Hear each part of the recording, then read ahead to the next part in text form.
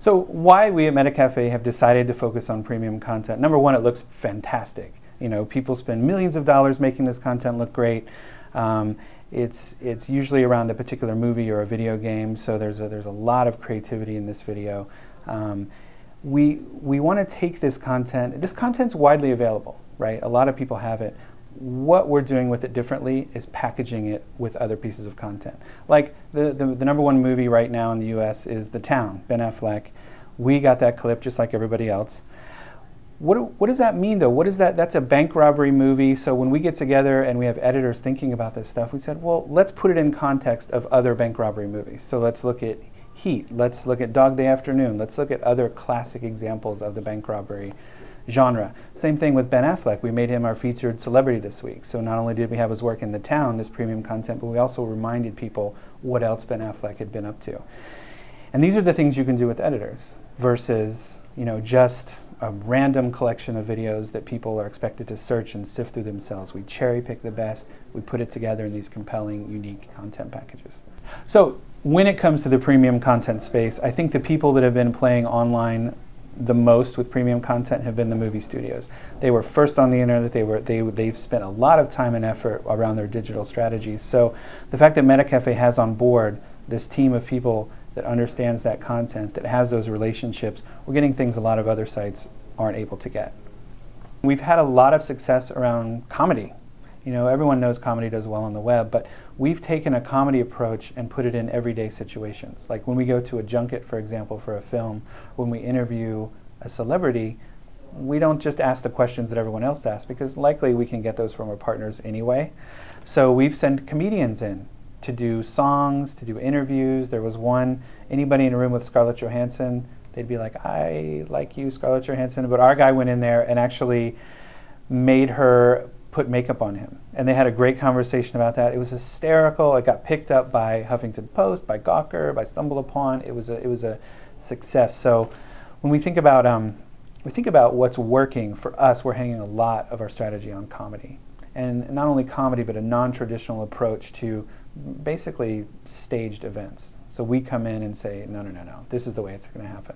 And the studios are loving it.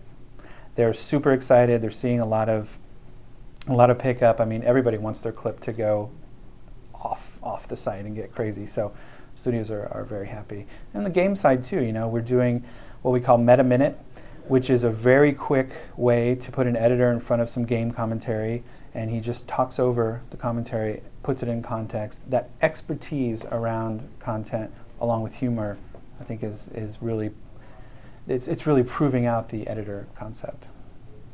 Yes, so we have made an acquisition, go211.com. I'm super excited about this, and I know they're excited, because anytime you take two mature content organizations and put them together, the amount of creativity that comes out of that from a programming standpoint, but also from just a technical background, it scales very fast, and we start to see a lot of things. Go211 has a really strong place in the, has carved out for themselves a really strong place around live events and streaming.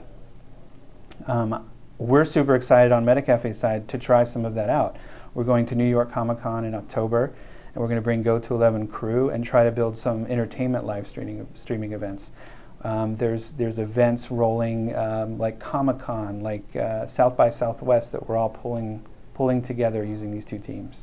I'd also say that the Go211 acquisition has been great for us because there's an audience overlap there. You know, they're primarily in action sports, but Metacafe speaks to that same audience through our programming choices. You know, we cover movies, television, music, also cover sports, and TV as well. So getting some cross-pollination going on between those two sites, we're super excited about that. And we're already starting to experiment with that right now. You're starting to see some of Metacafe sports be populated with Go211 content. And I think that we may swap editors every once in a while and see what sort of synergies develop out of that. This is exciting to me, the online video space. Every day I get out of bed, I'm super excited to come in here because it reminds me of the early days of the internet. We know that there's something big here. We all know it, we feel it, we sense it. Everyone is trying amazing new things online. I feel like we're still way too early to know who's going to end up winning. And actually, I don't know if it's a win-lose. It's not a zero-sum. I think there's a lot of different positions that people are taking. As I said, Metacafe has taken this premium short-form position. there's a lot of other players out there. In terms of where we go and where we consume this video, I don't even think we know. In 5 years, we'll probably have implants in our eyes that show us video, or we see it in our refrigerators. The actual where this content is consumed is a lot less interesting to me than to what that content is. So whether it's on my phone, whether it's on my TV, whether it's on my 3-screen, 4-screen, whatever, what it is and who's serving it to me and what they're doing with that content, I think is where the most excitement is with this industry right now. Because as I said, it's sort of a blank slate. We're all having a lot of fun. We're having a lot of fun.